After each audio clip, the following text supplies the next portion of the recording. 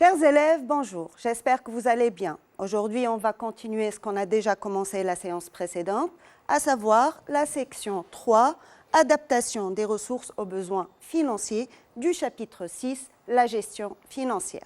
Alors, tout d'abord, on va commencer par un petit rappel sur ce qu'on a vu la séance précédente.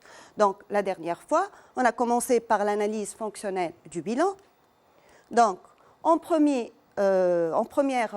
partie, on a vu les règles de l'équilibre financier. Avant de voir les règles de l'équilibre financier, on a établi le bilan fonctionnel. Donc, on a fait un passage du bilan comptable au bilan fonctionnel. Ensuite, on a essayé, à partir du bilan fonctionnel, d'analyser l'équilibre financier. On a analysé cet équilibre financier à partir de 3 indicateurs. Alors, le premier indicateur est le fonds de roulement. Le deuxième indicateur est le besoin en fonds de roulement. Et enfin, on a vu le troisième indicateur, la trésorerie nette. Alors, parfois, l'analyse de l'équilibre financier ne permet pas de détecter les problèmes de la situation financière de l'entreprise, surtout lorsqu'on a une trésorerie nette déficitaire. Donc, pour mieux analyser cette situation financière et pour mieux voir où est le problème de l'entreprise, donc il vaut mieux passer à l'analyse par les ratios. Donc, c'est ce qu'on va voir aujourd'hui au cours de cette séance. Donc, en deuxième partie de cette section, on va voir l'analyse du bilan fonctionnel par les ratios. Tout d'abord, qu'est-ce qu'un ratio? Donc, un ratio, c'est un rapport entre deux valeurs significatives. C'est-à-dire, à partir du bilan fonctionnel, on va prendre des valeurs significatives et on va essayer de faire un rapport. Attention, ce n'est pas toutes les valeurs qu'on peut bien sûr utiliser pour avoir un ratio qu'on peut par la suite analyser. Donc, il convient de ne rapprocher que des postes significatifs entre eux. Donc, une remarque, bien sûr, l'analyse par les ratios ne devient intéressante et ne devient significative que si on compare ce ratio plutôt par rapport aux autres entreprises, c'est-à-dire dans l'espace, et bien sûr dans le temps, c'est-à-dire par rapport à l'année précédente. Donc, si on fait une comparaison dans le temps, donc on va parler d'une augmentation ou d'une diminution ou d'une stagnation. Donc, par la suite, on va dire que ce ratio a augmenté, a diminué ou est resté stable par rapport à l'année précédente. Bien sûr, lorsqu'on va comparer dans l'espace, c'est-à-dire par rapport aux autres entreprises, c'est-à-dire par rapport à la valeur moyenne du secteur, on ne va pas dire il a augmenté ou il a diminué, mais plutôt c'est inférieur, c'est supérieur ou c'est satisfaisant par rapport au secteur. Donc, à quoi sert cette analyse par les ratios? Donc, on va essayer de répondre à des questions. Par exemple, pourquoi notre entreprise est plus rentable ou moins rentable qu'une autre? En plus, on peut voir si notre entreprise est solvable, si elle va obtenir un nouvel emprunt, oui ou non. Et bien sûr, comment on va gérer nos ressources, comment on va les employer, bien sûr, pour financer nos besoins, tels que les stocks, les créances, etc. Donc, mais bien sûr, cette analyse ne va pas automatiquement donner des solutions miracles. Donc, on va essayer d'analyser, proposer des solutions et par la suite, bien sûr, trouver les réponses à plusieurs questions.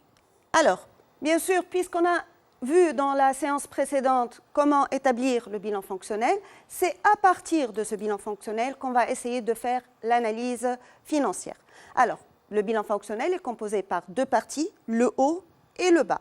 Donc, on va essayer d'analyser, si vous voulez, la situation financière à partir du haut du bilan et aussi à partir du bas du bilan. Donc, pour analyser la situation financière par le haut du bilan, on va calculer les ratios de structure. Par la suite, on va analyser la situation par le bas du bilan. C'est pour cela qu'on va essayer de calculer les ratios de liquidité et les ratios de rotation des actifs courants. Donc tout d'abord, on va commencer par les ratios de structure. Je rappelle que lorsqu'on parle de structure, bien sûr, on va parler des ressources stables et des emplois stables. Concernant les ressources stables, un petit rappel. Donc vous avez dans les ressources stables les ressources propres, composées essentiellement des capitaux propres et des dettes financières. Et on a les emplois stables, composés essentiellement des actifs immobilisés et des autres actifs non courants, c'est-à-dire des investissements. Donc, on va essayer d'utiliser ces valeurs qui existent dans le haut du bilan afin, bien sûr, d'établir des rapports, c'est-à-dire des ratios. Donc, le premier ratio à voir, donc de structure, c'est le ratio de financement des emplois stables. Donc, le ratio de financement des emplois stables, comme son nom l'indique, on va chercher par quoi on finance les emplois stables. Bien sûr, comme on a vu dans le fonds de roulement, donc on finance les emplois stables par les ressources stables. Donc, lorsqu'on a calculé le fonds de roulement, on a fait la différence entre les ressources stables et les emplois stables. Là, puisqu'on parle de ratio, on va faire le rapport entre les ressources stables et les emplois stables, c'est-à-dire on aura ressources stables sur emplois stables. Donc, d'après vous, puisque les ressources stables sont supérieures aux emplois stables, ce ratio, bien sûr, il doit être supérieur à 1. Et on a dit la dernière fois que le fonds de roulement doit obligatoirement être positif pour avoir l'équilibre financier minimum. Donc, ce rapport, on va parler, bien sûr, on va comparer par rapport à 1 et non pas par rapport à 0. Donc, ce ratio, il va montrer la formation du fonds de roulement. Il est utilisé pour évaluer l'importance et l'évolution du fonds de roulement dans le temps. Il permet d'apprécier l'équilibre général et la solvabilité globale de l'entreprise. Donc, ce ratio doit être automatiquement supérieur à 1. Alors, le deuxième ratio de structure qu'on va voir, c'est le ratio d'autonomie financière. Bien sûr, lorsqu'on va parler d'autonomie financière, automatiquement, on va parler d'indépendance financière.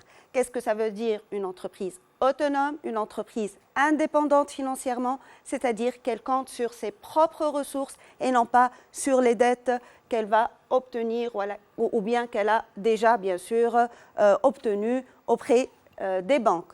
Donc, je rappelle que les ressources stables sont composées essentiellement des ressources propres et des dettes financières.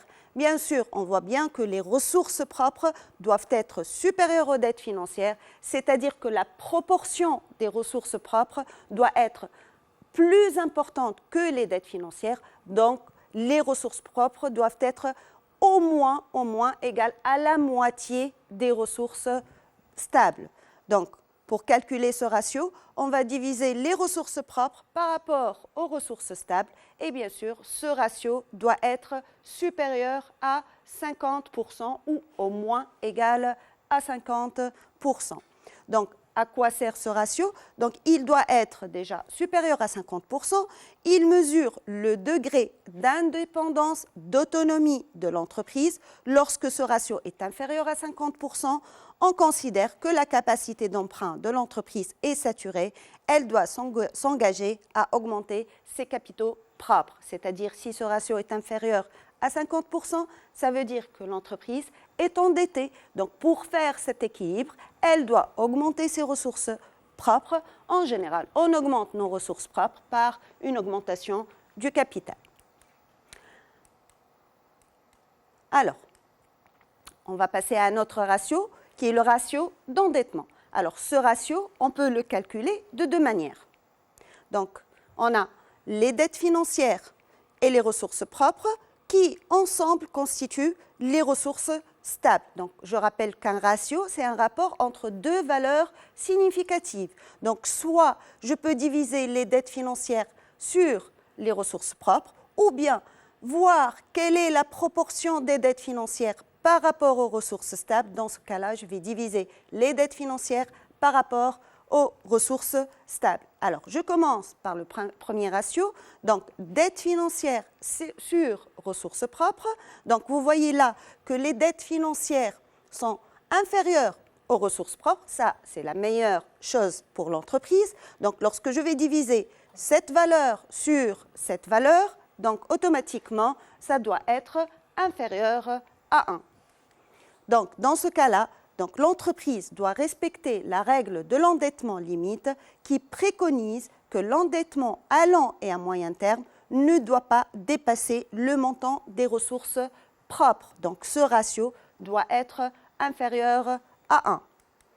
Par contre, si on veut calculer ce ratio en divisant les dettes financières par rapport aux ressources stables, donc dans ce cas-là, les dettes financières doivent avoir une proportion inférieure à la moitié des ressources stables. Dans ce cas-là, on va comparer ce ratio par rapport à la moitié, c'est-à-dire 50%. Donc, l'entreprise doit respecter aussi la règle de l'endettement. Cette règle, dans ce cas-là, va devenir par rapport à 50%. Donc, si l'entreprise utilise ce ratio pour analyser le ratio d'endettement, donc ce ratio doit être automatiquement inférieur à 50%, c'est-à-dire 0,5. Donc, le dernier ratio, c'est le ratio d'investissement. Et bien sûr, lorsqu'on parle d'investissement, automatiquement, on va parler des emplois stables. Donc, on sait très bien que les emplois stables sont composés essentiellement des actifs immobilisés. Et lorsqu'on parle d'actifs immobilisés, on parle d'investissement. Donc, ce ratio d'investissement, c'est la valeur. On veut chercher la proportion des immobilisations ou, si vous voulez, des emplois stables dans le total des emplois. Donc, on va diviser emplois stables par le total des emplois. Bien sûr, tout dépendra de la nature d'activité de l'entreprise. En général, lorsqu'il s'agit d'une entreprise industrielle, elle a des ateliers, elle a des machines, elle a du matériel industriel. Dans ce cas-là, la proportion des emplois stables sera importante par rapport au total des emplois. Par contre, s'il s'agit d'une entreprise commerciale, en général, les emplois stables auront une valeur plus faible. Mais ce n'est pas une règle générale. Donc, dans ce cas-là, qu'est-ce qu'on va faire? Donc, on va essayer de mesurer le degré d'immobilisation des capitaux, c'est-à-dire les ressources stables que j'ai utilisées, comment je les ai affectées en immobilisation. Et il est significatif, donc je ne peux dire que si ce ratio est bon ou pas qu'en le comparant par rapport aux autres entreprises, c'est-à-dire par rapport au secteur. Donc, on a fini avec les ratios de structure. On va passer aux ratios qui seront calculés à partir du bas du bilan. Donc, dans ce cas-là, on va utiliser les actifs courants et les passifs courants. Les actifs courants sont composés essentiellement des stocks, des créances courantes, de la trésorerie active, et les passifs courants essentiellement des dettes à court terme, de la trésorerie passive, des dettes fournisseurs, des autres dettes à court terme. Donc, on va parler des dettes à court terme en général. Donc, les ratios de liquidité mesurent la capacité de l'entreprise à faire face à ces dettes à court terme, c'est-à-dire comment je pourrais rembourser mes dettes à court terme en utilisant bien sûr mes actifs, mes stocks, mes créances, ma trésorerie. C'est-à-dire, en d'autres termes, si je liquide tous mes stocks, si j'encaisse toutes mes créances et bien sûr, si je prends tout l'argent que j'ai en disponibilité, est-ce que j'arriverai à financer ou plutôt à rembourser mes dettes courantes, oui ou non? Donc, une entreprise rentable peut être mise en faillite si le niveau de sa trésorerie ne lui permet pas de régler ses paiements qui arrivent à échéance. Donc, on va commencer par le premier ratio qui s'appelle le ratio de liquidité générale. Donc, dans ce cas, lorsqu'on parle de liquidité générale, donc on va parler des actifs courants par rapport aux passifs courants. Donc, si je liquide mes stocks, mes créances et j'ai mes disponibilités, est-ce que je pourrais rembourser toutes mes dettes courantes, oui ou non? Normalement, ça devrait être oui. Donc, en divisant les actifs courants par rapport aux passifs courants, donc le ratio doit être automatiquement supérieur à 1, puisque les actifs courants doivent être automatiquement supérieurs aux passifs courants.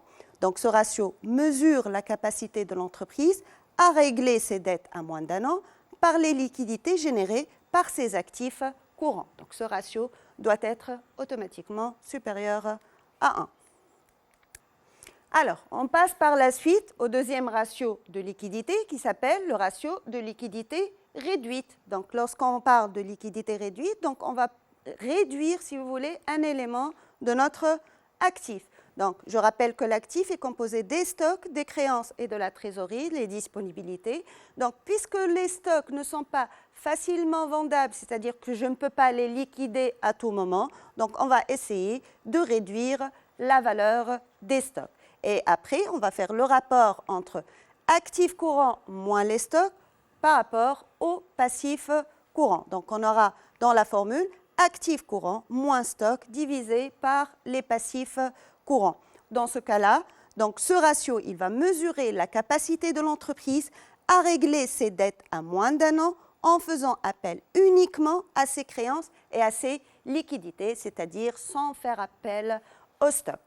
Donc, le dernier ratio de liquidité, c'est le ratio de liquidité immédiate. Et là, on parle d'immédiate, donc de ce qu'on a réellement disponible dans l'entreprise. Dans ce cas-là, donc, on va réduire encore les créances. Donc, on va utiliser nos disponibilités, c'est-à-dire notre trésorerie active, pour voir combien, si vous voulez, en pourcentage, on pourrait rembourser nos dettes immédiatement.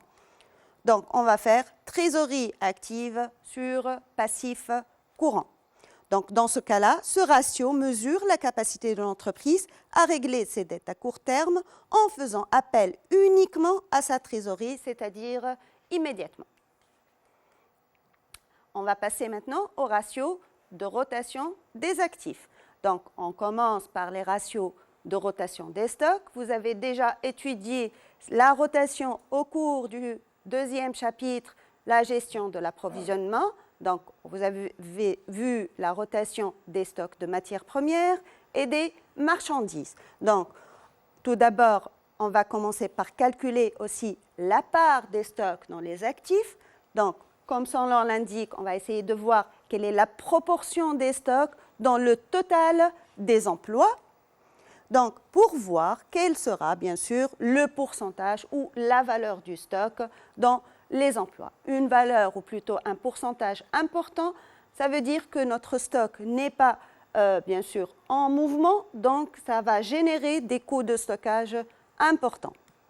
Par la suite, on va voir la rotation des stocks en général et on va voir par la suite par détail, bien sûr, pour les matières premières, pour les marchandises, etc. Donc, je rappelle donc, que la rotation est obtenue en divisant les sorties en valeur par rapport au stock moyen en valeur. Attention, tous les éléments sont calculés en valeur, c'est-à-dire en dinars. On n'utilise pas la quantité.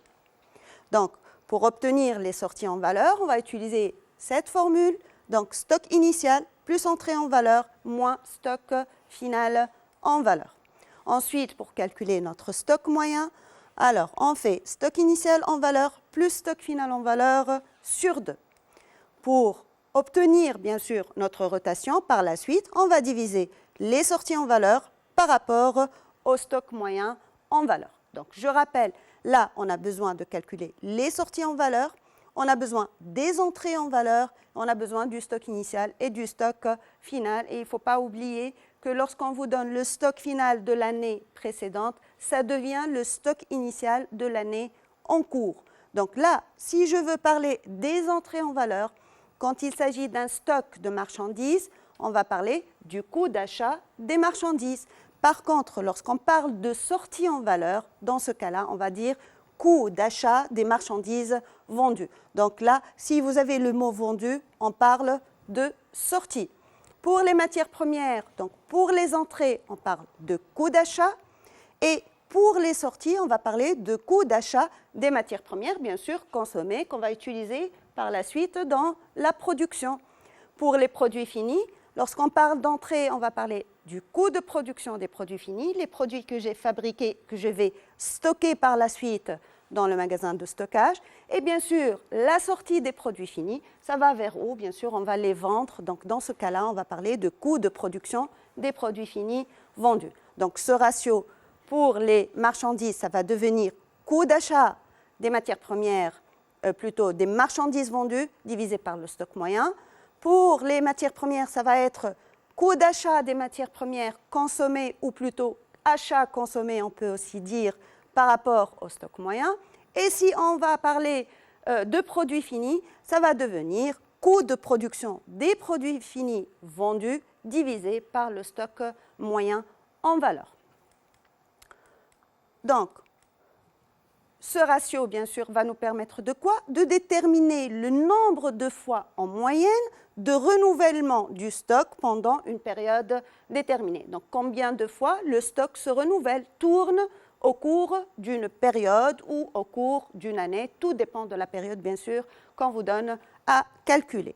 Donc, ce ratio, ou plutôt cette rotation, peut nous permettre de calculer un délai moyen de stockage. Donc, en divisant la période par la rotation. Donc, la période peut être un trimestre, un semestre, une année et même, pourquoi pas, un mois. Donc, le délai de stockage, il mesure la durée moyenne de renouvellement du stock. Donc, combien, si vous voulez, de fois le stock reste stable ou, si vous voulez, dans l'entreprise. Donc, on passe maintenant au ratio de rotation des créances et des dettes. Donc, je vends à crédit, j'achète à crédit. Donc, on va essayer de chercher quelle est la durée moyenne, bien sûr, pour encaisser mes créances et quelle est la durée moyenne pour payer mes dettes. Donc, on commence par la durée moyenne des crédits clients.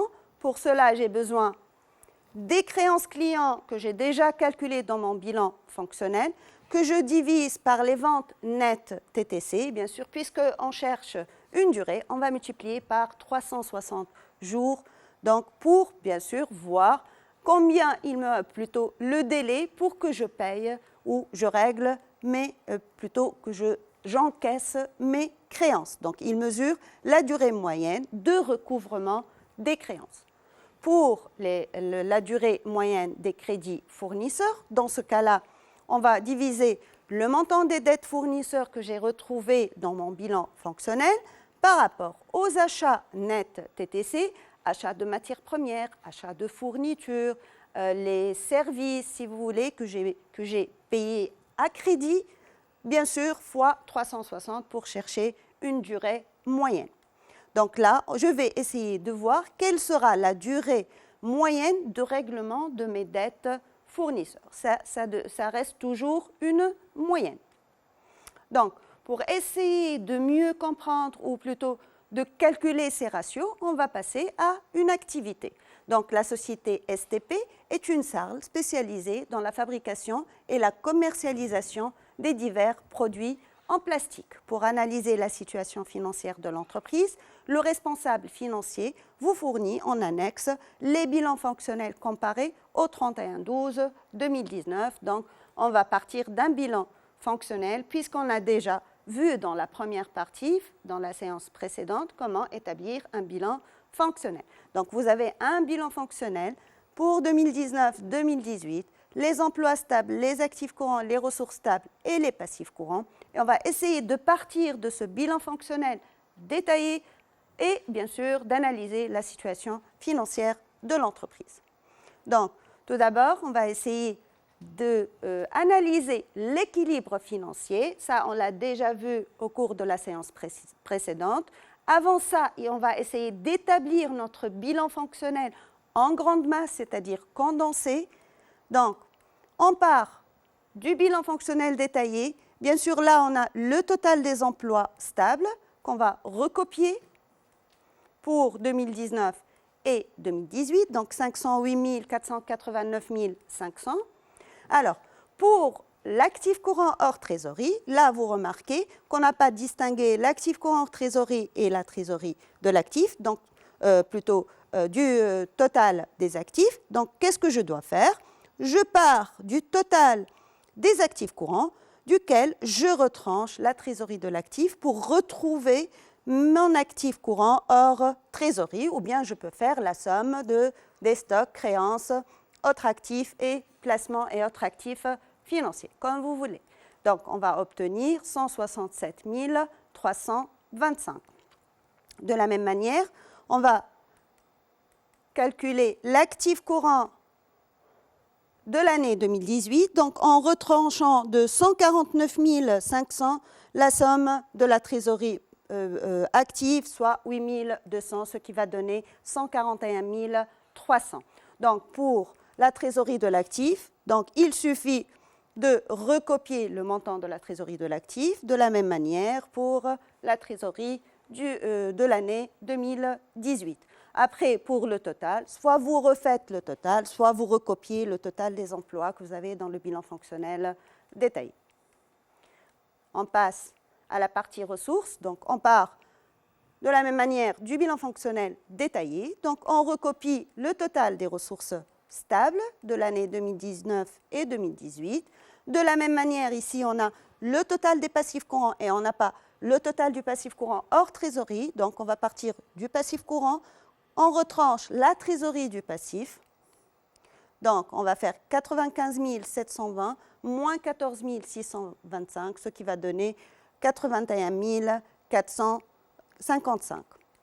Donc, après, on a 122 500 moins 14 260, ce qui va donner 108 240. Après, on recopie la trésorerie du passif de l'année 2019, la trésorerie passive de l'année 2018 et bien sûr, on recopie le total ou on fait notre total tout seul. Donc voilà, on a obtenu notre bilan fonctionnel en grande masse. On va partir de ce bilan afin d'analyser l'équilibre financier de l'entreprise, ce qui va faire l'objet de notre deuxième question. Donc on va calculer, interpréter les indicateurs de l'équilibre financier donnés en annexe 2 et on va essayer d'analyser l'équilibre financier de la société STP ainsi que sa variation. Donc l'annexe 2, donc vous avez les trois indicateurs, les 2 années, on va calculer la variation. Donc, je rappelle que le fonds de roulement, c'est ressources stables moins emplois stables. Donc, on a le total des ressources stables, le total des emplois stables. Donc, on va faire la différence, 586 905 moins 508 000, ce qui va donner un fonds de roulement de 78 905 en 2018. Donc, de la même manière, on va calculer le fonds de roulement de l'année 2018. Donc, ça sera 516 500 moins 489 500, ce qui va donner un fonds de roulement de 27 000 dinars. Après, pour calculer la variation, donc on va faire fonds de roulement de l'année 2019 moins celui de l'année 2018, ce qui va donner une variation de 51 905. Donc, notre fonds de roulement a augmenté de 51 905 par rapport à l'année 2018. Ensuite, on va essayer de calculer notre besoin en fonds de roulement. Donc, on va faire actif courant hors trésorerie moins le passif courant hors trésorerie, c'est-à-dire 167 325 moins 81 455, ce qui va donner un besoin en fonds de roulement de 87 870. De la même manière, pour l'année 2018, donc on va faire 141 300 moins 108 240, donc on aura un besoin en fonds de roulement de 33 060 dinars. Donc, après, on va faire la variation, donc on va faire besoin en fonds de roulement de 2019 moins besoin en fonds de roulement de 2018, donc ce qui va donner un besoin en fonds de roulement, plutôt une variation, une augmentation du besoin en fonds de roulement de 52 810 dinars. Pour la trésorerie nette, donc on va faire trésorerie de l'actif moins trésorerie du passif, donc on aura 7 300 moins 14 265, donc ce qui va donner une trésorerie nette négative de 6 965 dinars. Donc, il y a un déficit de trésorerie. On peut aussi faire fonds de roulement moins besoin en fonds de roulement. Et là, vous remarquez que le fonds de roulement est inférieur au besoin en fonds de roulement, ce qui donne, bien sûr, une trésorerie nette négative. De la même manière, pour 2018, donc 8 200 moins 14 260, ce qui va donner un déficit de trésorerie de 6 060. Là, on va faire la différence entre l'année 2019 et l'année 2018. Donc, on aura moins 6 965 moins, et mathématiquement, bien sûr, moins, ça va devenir un plus. Donc, la différence sera de moins 905. Et là, vous faites attention. C'est vrai que la variation est là, elle est négative. Ça ne veut pas dire qu'il y a une diminution. Là, vous remarquez qu'on avait une trésorerie nette négative de moins 6060. Là, vous aurez une trésorerie nette de moins 6965. Donc, il y a une dégradation, une aggravation du déficit de 905 dinars. Donc, vous faites attention au signe moins. Alors, donc finalement, on va essayer d'analyser l'équilibre financier. Donc, on a les différents éléments qu'on a trouvés dans la présentation précédente. Donc, qu'est-ce qu'on va dire? Donc, on remarque que le fonds de roulement est positif pendant les 2 années. Donc, l'entreprise, elle a une marge de sécurité. Donc, son équilibre financier minimum est préservé. De la même manière, on a un besoin en fonds de roulement pendant les 2 années. Et on remarque bien sûr que le besoin en fonds de roulement a augmenté d'une façon importante. Donc, le besoin en fonds de roulement est positif pour les 2 années. Il a augmenté par rapport à 2018. Cette augmentation n'a pas été couverte par une augmentation du FDR. Donc, on remarque que le fonds de roulement a augmenté de 51 000, alors que le besoin en fonds de roulement a augmenté de 52 810. Donc, l'augmentation du fonds de roulement n'a pas suffi pour financer l'augmentation du besoin en fonds de roulement, d'où bien sûr on a une détérioration de la trésorerie négative. Donc la trésorerie nette est négative pour les 2 années, donc elle est négative. Il y a eu une dégradation du déficit de la trésorerie par rapport à l'année 2018. Cette dégradation n'a pas été couverte par l'augmentation du fonds de roulement qui est moins importante que l'augmentation du besoin en fonds de roulement. Enfin, le fonds de roulement a enregistré une augmentation de 51 905, moins élevée que celle du besoin en fonds de roulement, 52 810, ce qui explique l'aggravation du déficit de trésorerie. Bien sûr, puisqu'on a une trésorerie nette négative, on doit chercher quels seront les moyens pour financer cette trésorerie nette négative. Donc là, vous voyez, on a essayé d'analyser l'équilibre financier, mais réellement, on ne sait pas quelle est la cause de cette aggravation de la situation, quelle est la cause de l'augmentation de mon besoin en fonds de roulement et bien sûr, comment je dois gérer cette situation. C'est pour cette raison qu'on doit essayer d'approfondir encore plus l'analyse financière et c'est pour cette raison qu'on fait recours aux ratios. Donc, pour approfondir l'analyse financière de la société STP et afin de mieux comprendre l'origine de la trésorerie négative, on vous demande de mener une analyse financière par les ratios.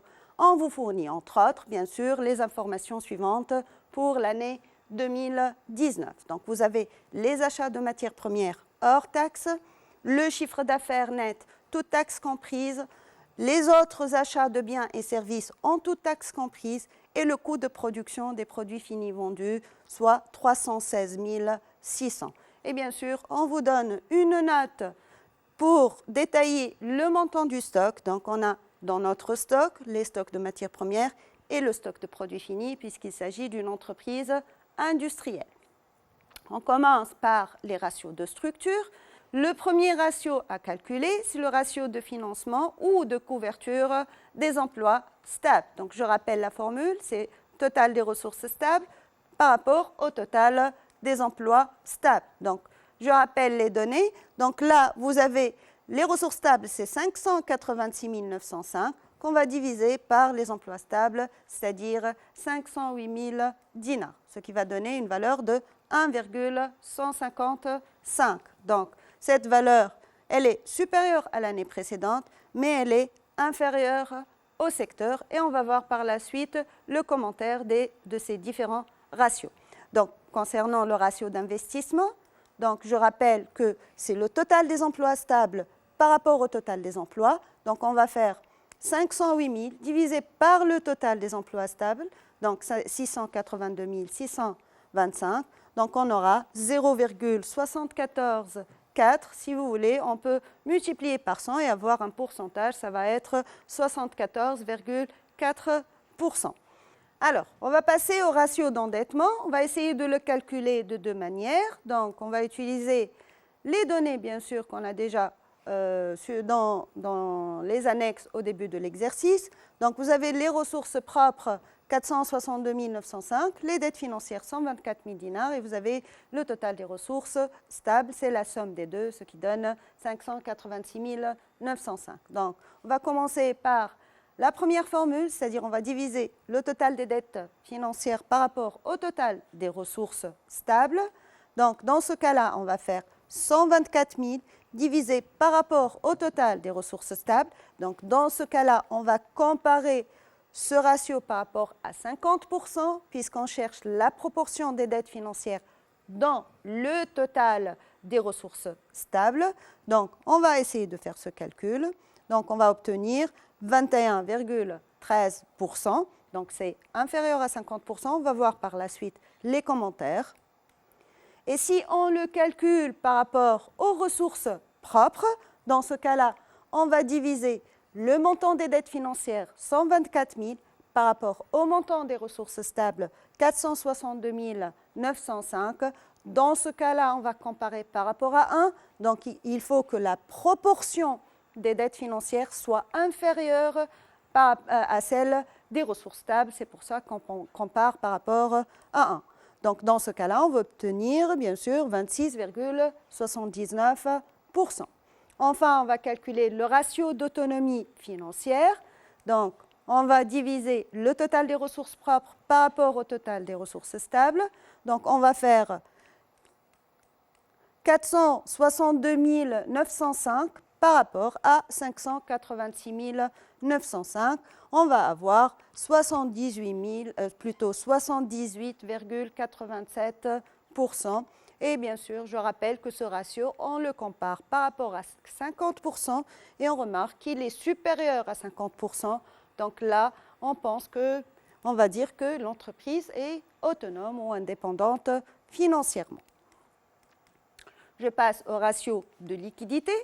Donc, on va calculer les trois ratios, liquidité générale, liquidité réduite et liquidité immédiate.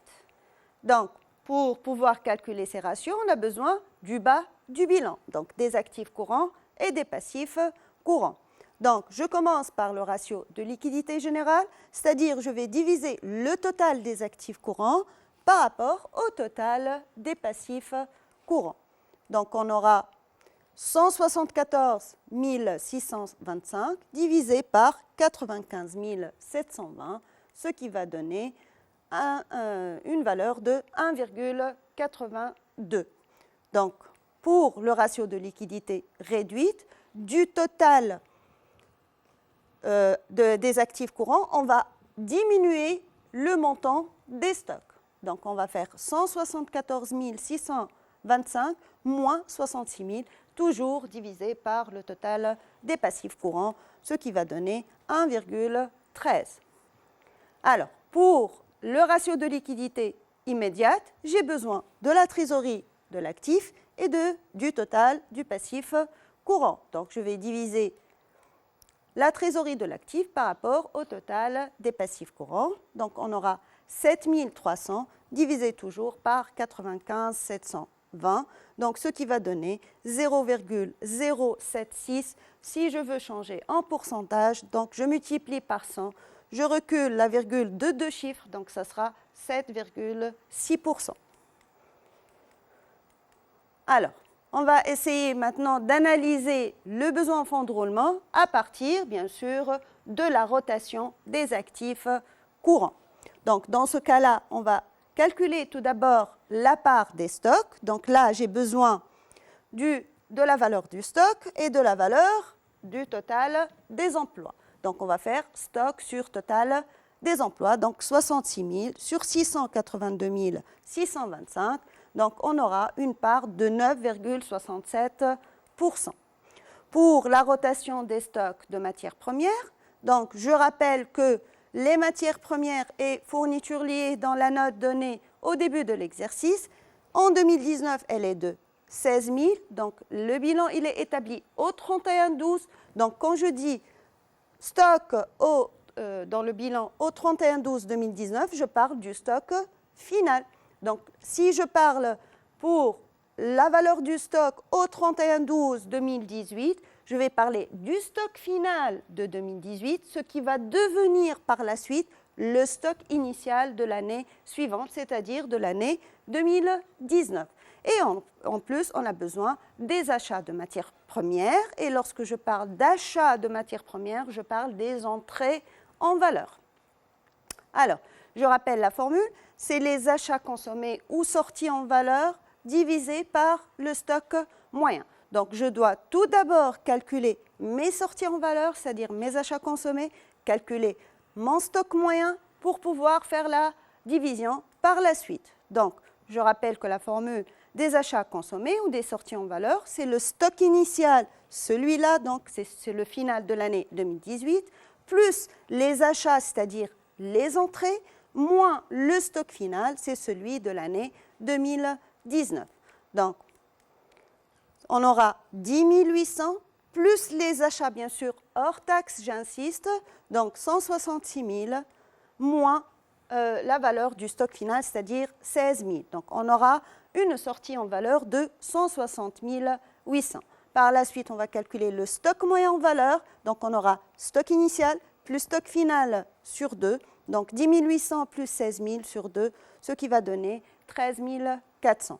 Une fois que j'ai calculé mes sorties en valeur, mon stock moyen, il suffit de faire le rapport entre les deux. Donc, on va faire 160 800 divisé par 13 400. Donc, on aura 12 fois. C'est-à-dire que notre stock se renouvelle 12 fois. Bien sûr, là, on travaille en année puisqu'on parle d'année en année, donc pendant toute l'année. On va déduire par la suite la durée moyenne de stockage. Donc, puisque là, on parle d'année, donc on va utiliser la durée de l'année, c'est-à-dire 360 jours, qu'on va diviser par la rotation ou le coefficient de rotation, R. Donc, on va faire 360 sur 12, la rotation, on va obtenir 30 jours. Donc, dans ce cas-là, on va dire que le stock se renouvelle tous les 30 jours, c'est-à-dire que le stock reste dans l'entreprise pendant 3 jours pour se renouveler, 30 jours pour se renouveler de nouveau et ainsi de suite. Donc, je passe maintenant au ratio de rotation des stocks de produits finis. Donc, de la même manière, j'ai besoin des sorties en valeur des produits finis, du stock moyen en valeur du produit fini. Donc, on a les données de la note au début de l'exercice. Donc, on a le stock de produits finis au 31-12-2019, donc ça représente le stock final. Le stock de produits finis au 31-12-2018, ce qui représente le stock initial de l'année 2019. Et bien sûr, j'ai besoin du coût de production des produits finis. Et là, je parle d'entrée en valeur. Comme d'habitude, on va essayer d'abord de calculer le coût de production des produits finis vendus, c'est-à-dire les sorties en valeur. Donc, on va faire stock initial plus les entrées moins le stock final, donc 22 200 plus 316 600 moins 50 000, ce qui va donner une sortie en valeur de 288 800. Ensuite, on calcule le stock moyen en valeur. On va faire initial plus final sur 2, donc 22 200 plus 50 000 sur 2, ce qui va donner une valeur de 36 100. Par la suite, on va diviser les sorties en valeur sur, bien sûr, le stock moyen pour obtenir notre rotation de stock de produits finis qui sera de 8 fois. Ensuite, bien sûr, là, vous remarquez qu'on ne vous donne pas la rotation de l'année 2018. Par contre, on vous donne la durée de stockage de l'année 2018. Donc, on va revenir, bien sûr, à partir de la durée de stockage pour essayer de déterminer la rotation. Donc, je rappelle que la formule de la durée de stockage est de 360 sur R. Donc, je vais inverser la formule. Donc, R sera 360 sur D. Donc, on aura 360 sur 36 000 pour obtenir la rotation qui est de 10 fois en 2018.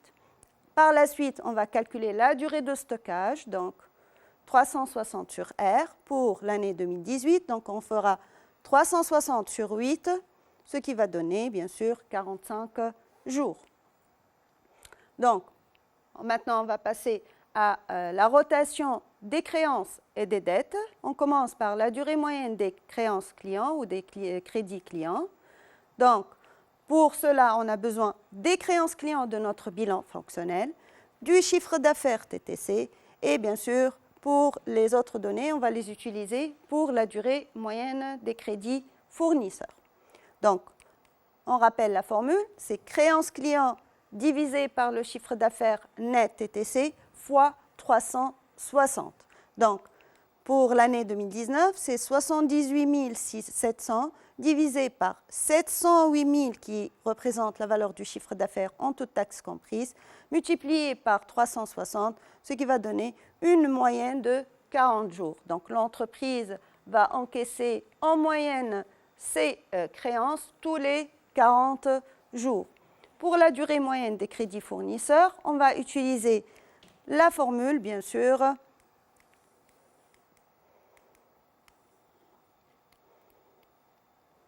donc, la formule que vous avez là, dette fournisseur divisée par les achats net TTC multiplié par 360. Donc, les dettes fournisseurs, c'est 70 000, bien sûr, on l'a ici. Par contre, pour les achats net TTC, il faut faire la somme des achats de matières premières plus les autres achats en toutes taxes comprises réalisés au cours de l'exercice. Donc, d'abord, il faut rendre les achats de matières premières en toutes taxes comprises. Donc, on va multiplier par 1,19 plus 71 400 qui représente les autres achats pour obtenir le total des achats nets TTC, soit 268 940.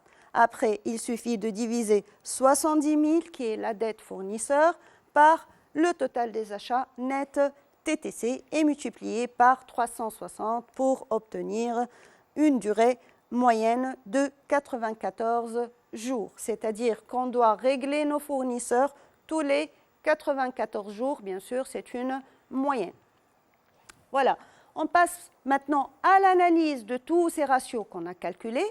Et je rappelle que l'analyse se fait dans le temps et dans l'espace. Donc, on va essayer de comparer chaque ratio dans le temps, c'est-à-dire par rapport à l'année 2018, et dans l'espace, c'est-à-dire par rapport au secteur. Donc, dans ce cas-là, on va partir du ratio de financement des emplois stables. Je rappelle qu'on a trouvé 1,115, qu'en 2018, c'était 1,05 et que pour le secteur, c'est 1,6. Donc, d'abord, on compare dans le temps. Donc, on remarque que ce ratio a augmenté par rapport à 2018. Ensuite, on va comparer dans l'espace, c'est-à-dire on va comparer par rapport au secteur. Donc, dans ce cas-là, on va dire que ce ratio est inférieur à celui du secteur.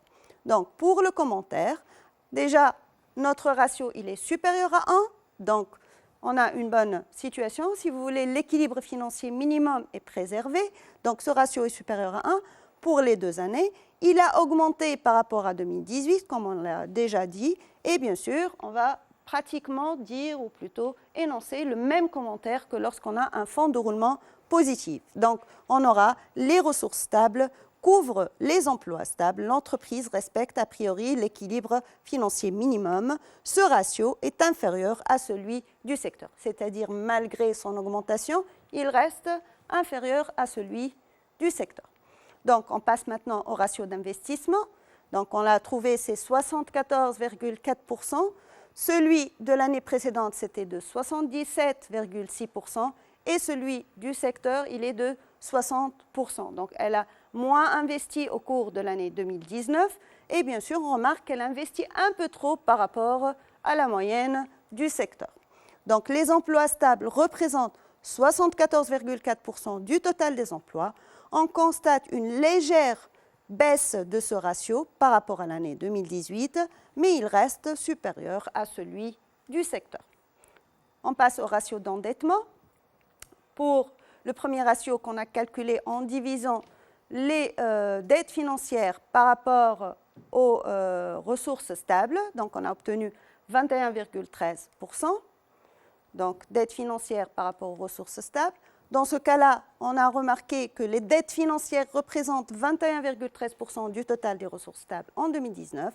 Donc, on a dit qu'il faut comparer par rapport à 50%, qu'il doit être inférieur à 50%. C'est vérifié. Donc, malgré l'augmentation de son endettement, vous remarquez qu'en 2018, c'était de 7%, et là, ça devient 21,13%, donc il a augmenté, mais bien sûr, l'entreprise n'a pas encore atteint sa capacité maximale d'endettement, c'est-à-dire elle n'a pas dépassé les 50%, qui reste inférieure à celle du secteur, bien sûr. Le secteur, le ratio, c'est 35%. Donc, si vous voulez, l'entreprise, elle pourra encore s'endetter davantage sans risquer, bien sûr, le surendettement. De la même manière, on a calculé le ratio d'endettement en utilisant la deuxième formule. Donc, vous voyez là, on va comparer par rapport à 1, donc, ou si vous voulez, par rapport à 100%. Donc, ce ratio, il est inférieur à 1, c'est-à-dire 100%. Donc, les dettes financières sont faibles par rapport aux ressources propres. Ce ratio, il a augmenté toutefois par rapport à 2018, mais il reste inférieur à celui du secteur. Donc, ça revient en même commentaire que celui-là. C'est juste la comparaison par rapport à l'année, bien sûr, plutôt la comparaison par rapport à 1 ou à 50% qui compte. Pour le ratio d'autonomie financière, on a divisé les ressources propres par les ressources stables. On a obtenu 78,87%. Donc, l'autonomie, elle a diminué par rapport à l'année 2018 et elle est supérieure à celle du secteur. Donc, l'entreprise et bien sûr, notre ratio, il est supérieur à 50%.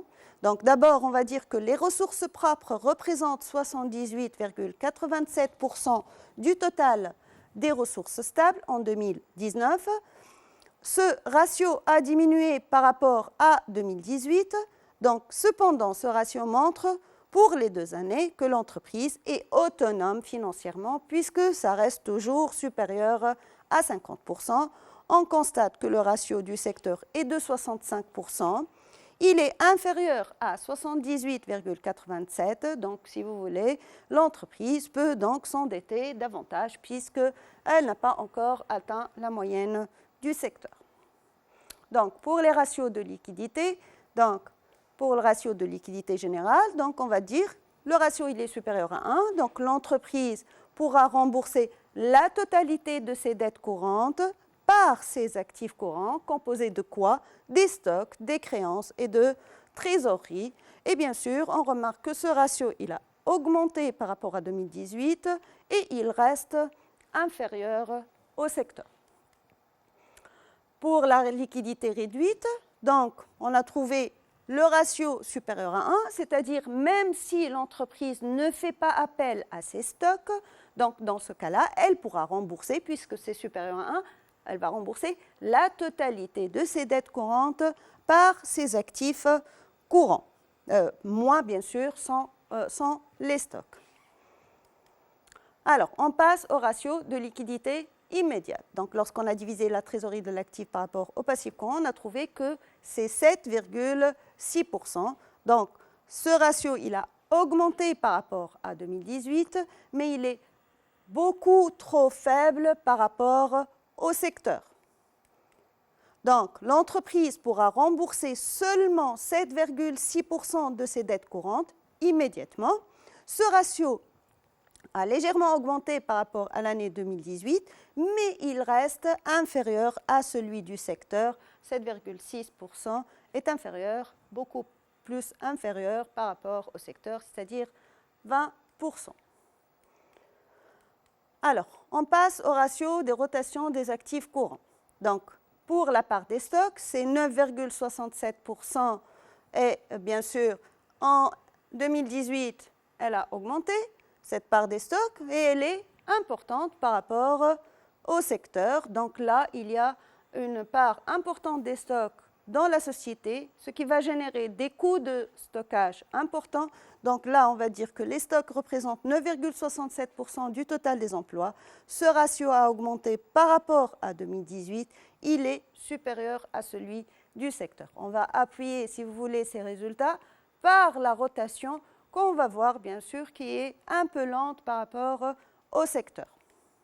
Donc là, vous remarquez que la rotation a certes augmenté par rapport à 2018, donc de 11, elle est passée à 12, mais elle reste toujours lente par rapport au secteur. Elle est moins rapide que celle du secteur. Donc, on va dire qu'en 2018, plutôt 2019, les stocks de matières premières se renouvellent en moyenne 12 fois pendant toute l'année, c'est-à-dire tous les 30 jours. Cette rotation a légèrement augmenté par rapport à 2018, mais elle reste lente par rapport au secteur. C'est ce qui va générer, bien sûr, des coûts de stockage importants pour l'entreprise, ce qui va faire augmenter son besoin en fonds de roulement. Là, on commence à comprendre pourquoi notre besoin en fonds de roulement a augmenté par rapport à 2018.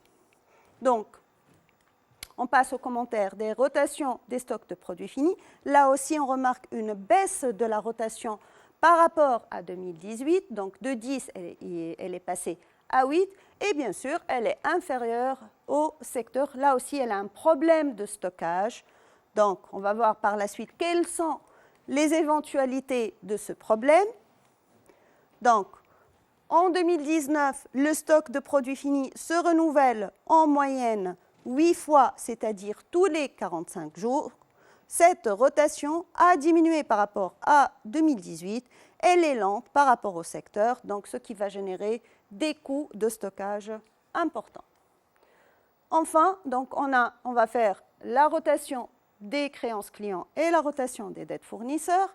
Donc, pour les clients de l'entreprise, ils règlent en moyenne 40 tous les 40 jours.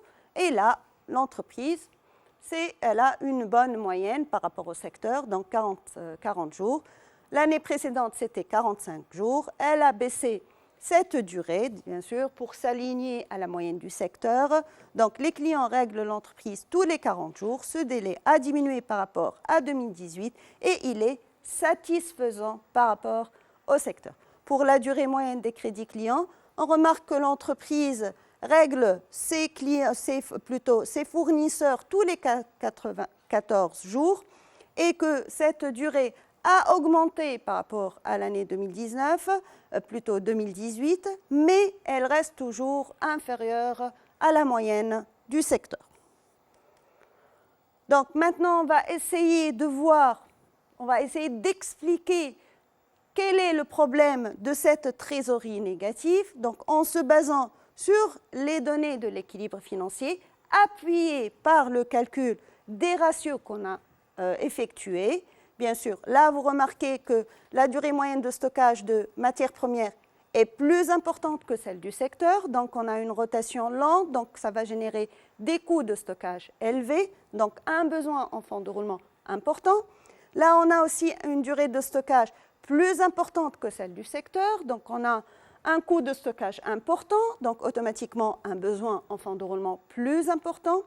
Là aussi, on a un délai crédit fournisseur inférieur à celui du secteur, donc les ressources de l'entreprise sont moins importantes que la moyenne du secteur, ce qui ne va pas, bien sûr, améliorer notre besoin en fonds de roulement. Au contraire, donc notre besoin en fonds de roulement va encore augmenter.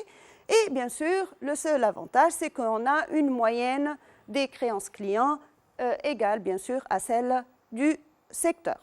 Donc, concernant la politique d'exploitation de l'entreprise, donc on remarque qu'elle a une mauvaise gestion des matières premières. Les achats, soit elle achète en grande quantité, donc elle doit diminuer la quantité achetée pour augmenter sa rotation, soit bien sûr elle ne consomme pas assez, c'est-à-dire qu'elle ne fabrique pas assez, donc il n'y a pas assez de sortie de stock vers les ateliers. Alors, on a aussi une mauvaise gestion des stocks de produits finis, donc on a une rotation lente par rapport au secteur. Soit on a un problème de mévente, donc soit on a un problème au niveau de la production, donc on essaie de mettre des hypothèses. Donc, puisque là, on a un problème de mévente, donc on ne fabrique pas assez, donc on ne consomme pas assez, donc tout est lié entre les matières premières et les produits finis. Donc, la norme du secteur en termes de délai crédit client est respecté. Pour le délai crédit fournisseur, il est inférieur à celui du secteur. Donc tout ça va générer bien sûr une augmentation de notre besoin en fonds de roulement. En plus de tout ça, bien sûr, notre fonds de roulement n'est pas assez important pour couvrir notre besoin en fonds de roulement, ce qui a fait bien sûr diminuer, plutôt donner une trésorerie nette négative.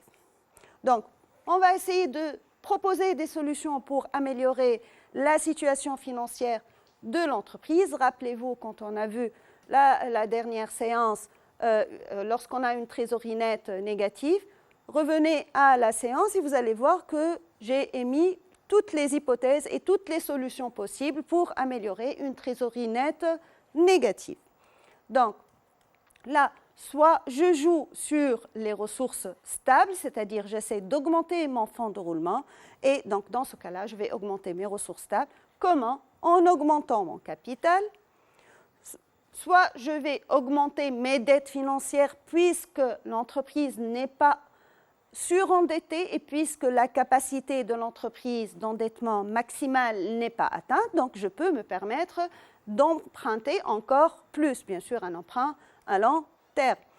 Ensuite, je peux aussi jouer sur mon besoin en fonds de roulement en essayant de redresser ma politique d'exploitation. Dans ce cas-là, soit je réduis la durée moyenne de stockage des produits finis. Et comment je vais réduire cette durée moyenne de stockage? Donc, je dois soit appliquer le modèle de Wilson en fabriquant des quantités constantes, bien sûr, afin de minimiser mon coût de stockage. Donc, appliquer le nombre optimal de lots à fabriquer. Donc, et on a vu ça. Donc, le nombre optimal de lots à fabriquer permet de faire quoi? Permet de minimiser le coût de possession et le coût, bien sûr, de lancement dans le cas de produits finis. Soit essayer de réviser ma politique commerciale. Il y aura peut-être un problème au niveau de sa politique commerciale. Et là, on l'a vu dans le chapitre 4, gestion commerciale. Donc, soit elle a un problème au niveau du produit, donc son produit n'est pas assez diversifié, donc elle doit diversifier sa gamme.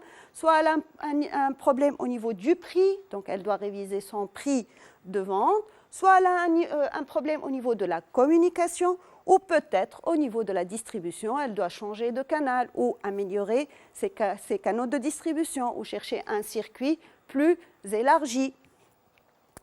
Donc, tout est en relation, bien sûr, avec la gestion financière. Donc, on peut aussi réduire la durée moyenne de stockage de matières premières, c'est-à-dire augmenter la rotation en augmentant la consommation de matières premières. Bien sûr, cette consommation est reliée automatiquement à la vente du produit. Donc, si j'améliore ma politique commerciale, je vais vendre plus, donc je vais consommer automatiquement plus. Bien sûr, de la même manière, je peux aussi améliorer ma gestion de stock en adoptant le modèle de Wilson, c'est-à-dire acheter le nombre qui minimise le coût total d'approvisionnement, c'est-à-dire appliquer le nombre de commandes qui minimise mon coût de possession et de passation pour les marchandises ou pour les matières premières dans ce cas-là. Donc, aussi, on a un problème au niveau du délai crédit fournisseur. Je peux renégocier un délai plus lent avec mon fournisseur et s'il refuse, je peux bien sûr changer de fournisseur ou chercher un autre fournisseur qui me donne un délai plus lent.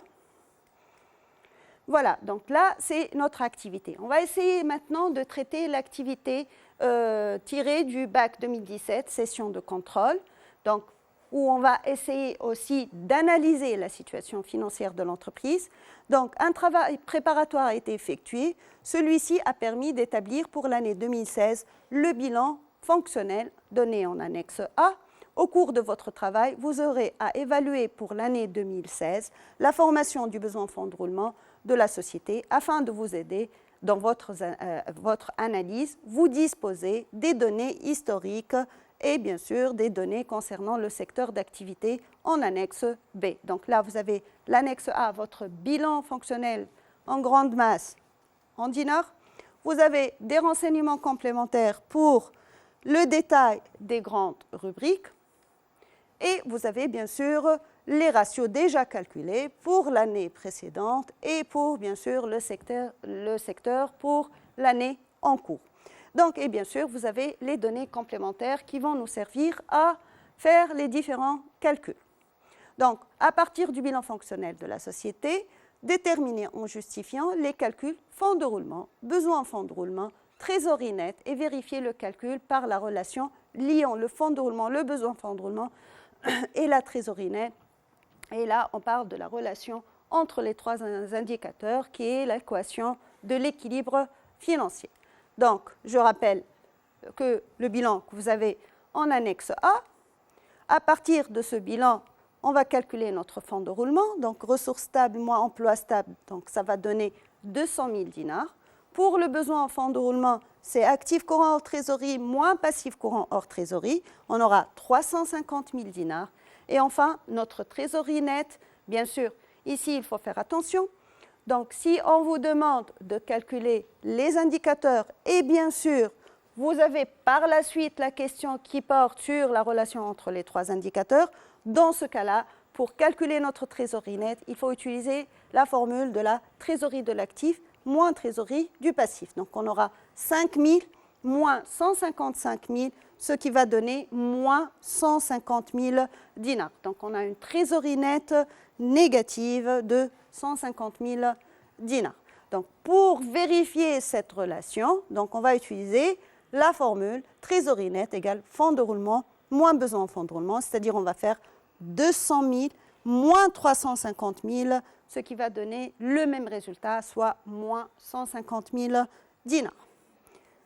Alors, pour le commentaire, donc, bien que l'équilibre minimum soit préservé, l'excédent des ressources, donc on a un équilibre financier minimum puisque c'est supérieur à 0, mais on remarque que notre fonds de roulement est inférieur aux besoins en fonds de roulement.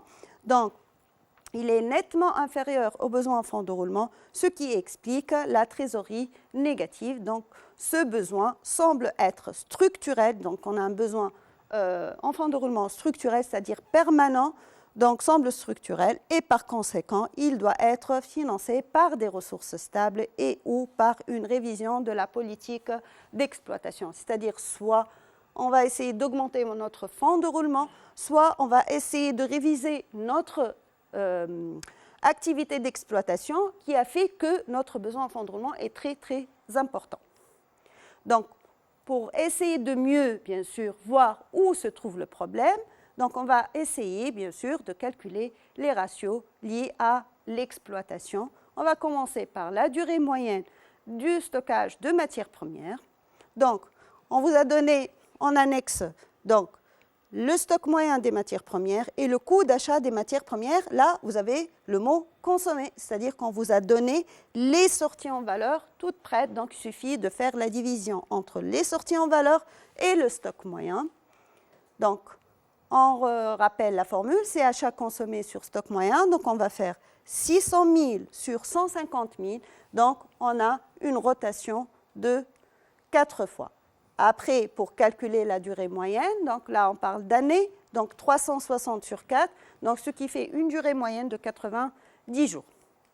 Donc je rappelle que pour l'année précédente, on a une moyenne de 95 jours et que celle du secteur est de 45 jours. Donc là, ça a baissé, mais ça reste toujours supérieur à celle du secteur. Donc on a une rotation lente par rapport au secteur.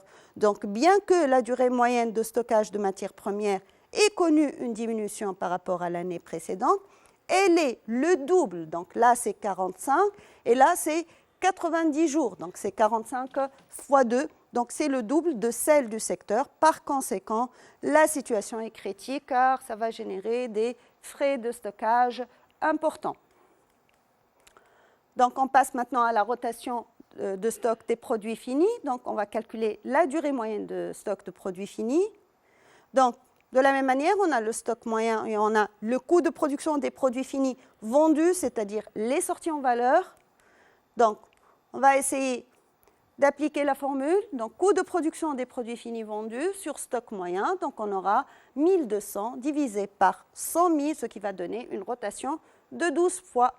Par la suite, on calcule notre durée, 360 sur 12, ça fait 30 jours, c'est-à-dire que notre stock se renouvelle tous les 30 jours. Donc on va essayer de comparer ça par rapport à l'année précédente. Il y a une baisse par rapport à 2015, mais bien sûr, cette durée, elle est inférieure à celle du secteur. C'est-à-dire que pour les stocks de produits finis, l'entreprise n'a pas de problème puisqu'elle stocke moins, elle stocke pour une durée inférieure. Donc, elle a moins de frais de stockage que la moyenne du secteur. Donc, ce ratio a connu une diminution de 2 jours par rapport à l'année précédente. Il est meilleur que celui du secteur. La société ne souffre pas d'un problème d'écoulement. Donc, le problème ne vient pas de sa gestion commerciale, si vous voulez. Donc, le problème vient de sa gestion de stock. Donc, par la suite, on passe à la durée moyenne de crédit client. Donc, on a le chiffre d'affaires toutes taxes comprises et on a la créance client du bilan fonctionnel qui est de 300 000 dinars. Donc, on va faire créance client divisé par le chiffre d'affaires en toutes taxes comprises fois 360. Donc, 300 000 sur 1 800 000 fois 360, ce qui va donner, bien sûr, 60 jours.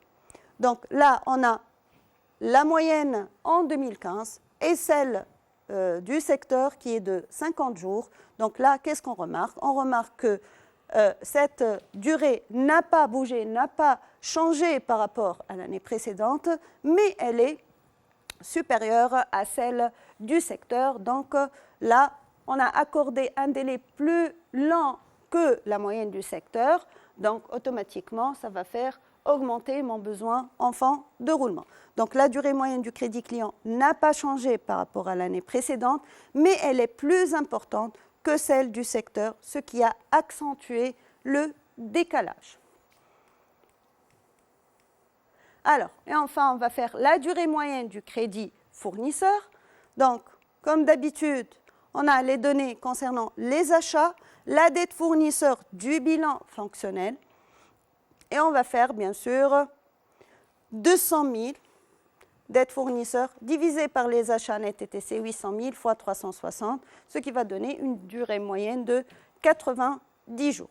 Donc, je rappelle que celle de 2015, elle est de 90 jours et bien sûr, celle du secteur est de 100 jours. Donc, la durée moyenne du crédit fournisseur est restée la même, 90-90, et bien sûr, elle est inférieure à celle du secteur. Donc là aussi, on a un problème au niveau du délai du crédit fournisseur. On peut le rallonger encore plus afin d'améliorer notre besoin en fonds de roulement. C'est pour ça que, bien sûr, notre besoin en fonds de roulement est important puisqu'on a un délai, une ressource d'exploitation inférieure par rapport, bien sûr, à la moyenne du secteur. Donc là, on remarque qu'il y a un problème au niveau de la durée de stockage, bien sûr, de la durée du crédit client et de la durée du crédit fournisseur. Enfin, on va calculer le ratio d'autonomie financière. Donc, on vous a donné le bilan avec les ressources stables et bien sûr, on a les ressources propres. Donc, qu'est-ce qu'on va faire? On va diviser les ressources propres par rapport aux ressources stables, donc 607 400 divisé par 1 200 000, ce qui va donner un taux de 56,62%. Et je rappelle que ce ratio, il doit être supérieur à 50%. On est là vraiment dans la limite donc, de l'autonomie financière. Donc, on remarque qu'en 2015, on a un ratio de 60% et que celui du secteur est de 50%. Donc, ce ratio a connu une baisse de 9,38 points par rapport à l'année précédente, mais la société reste toujours dans les normes de 50% puisque ça n'a pas dépassé, plutôt ce n'est pas inférieur à 50%. Alors, maintenant, au cours de la troisième question, on va essayer d'indiquer sommairement les raisons de la dégradation de la situation financière de la société et proposer des solutions pour y remédier. Donc, déjà, on a remarqué que notre fonds de roulement, il est inférieur à notre besoin en fonds de roulement. Donc l'entreprise a une insuffisance des ressources stables pour financer son besoin en fonds de roulement structurel, permanent. Ensuite, elle a un problème au niveau de sa politique d'exploitation. Donc, elle a une mauvaise gestion des stocks de matières premières, puisque le délai de l'entreprise de rotation, bien sûr, le délai de stockage est de 90 jours, alors que celui du secteur est de 45 jours. Donc là, on aura des coûts de stockage importants, ce qui fait augmenter notre besoin en fonds de roulement. Le délai crédit client est lointain par rapport au secteur, donc l'entreprise accorde 60 jours à ses clients alors que le secteur est de 50 jours. Donc je peux diminuer mon délai crédit client afin bien sûr de diminuer mon besoin en fonds de roulement. Aussi pour le délai crédit fournisseur du secteur, bien sûr, est inférieur à celui du secteur. Donc on a un délai de 90 jours alors que celui du secteur est de 100 jours. Donc je peux éloigner encore plus mon crédit, plutôt mon délai de crédit fournisseur. Donc, ça va faire augmenter mes ressources d'exploitation et automatiquement diminuer mon besoin en fonds de roulement. Alors, les solutions proposées, je peux jouer sur mes ressources stables, donc essayer de les augmenter. Donc, redresser la politique d'exploitation en réduisant la durée moyenne de stockage de matières premières, en achetant en plus petite quantité, donc j'augmente ma rotation, automatiquement mon délai de stockage va diminuer.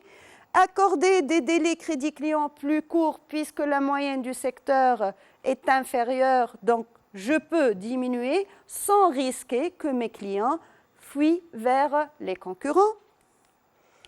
Et je peux aussi réduire et renégocier le délai crédit fournisseur avec mon fournisseur, donc éloigner encore plus puisque, bien sûr, la moyenne du secteur est de 100. Donc, s'il n'accepte pas, je peux chercher un autre fournisseur.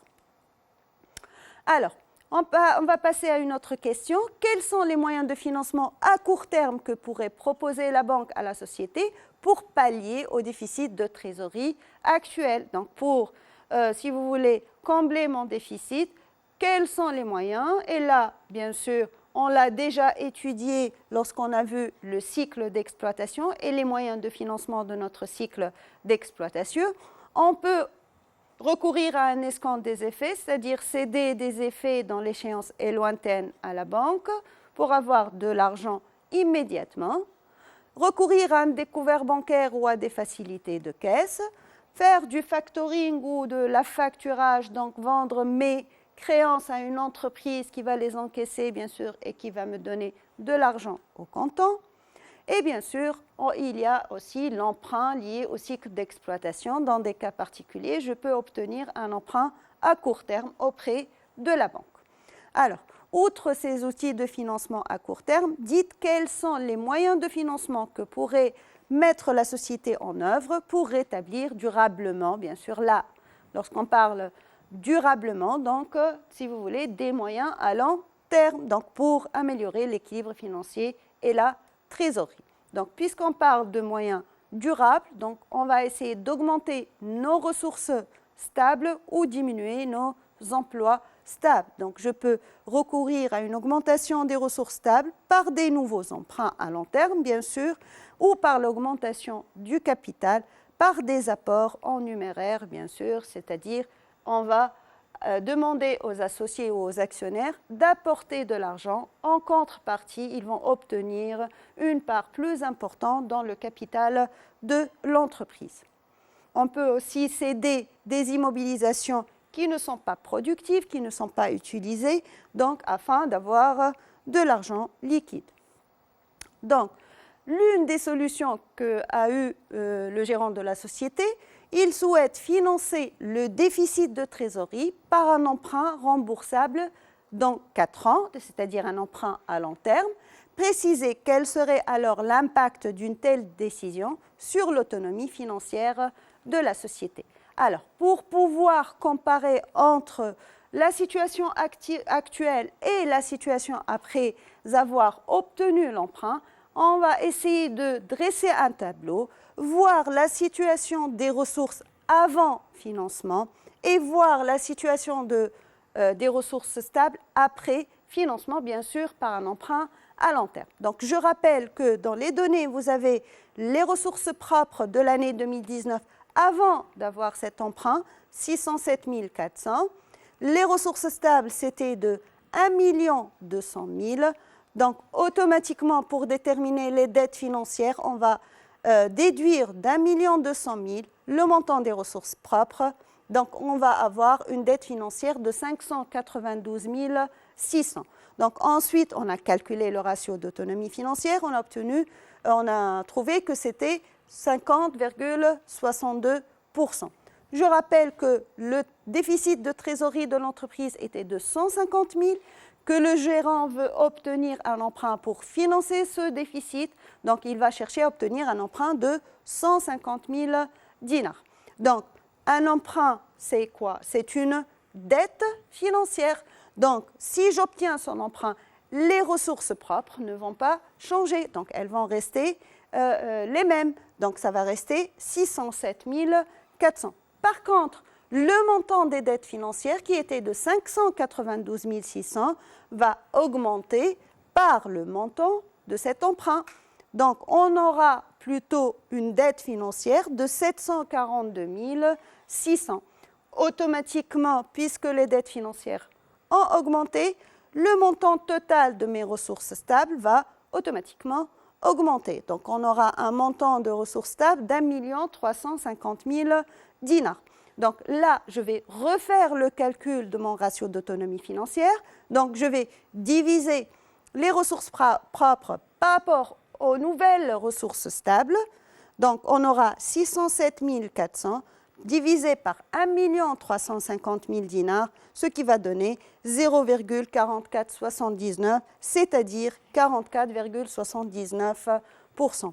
Vous voyez là, si j'obtiens cet emprunt bancaire, mon autonomie financière ne sera plus garantie puisque ce ratio devient inférieur à 50%. Donc, ce n'est pas intéressant pour l'entreprise de financer le déficit en totalité par un emprunt bancaire puisque, bien sûr, ça devient l'entreprise ne devient pas autonome financièrement. Donc, on peut proposer quoi?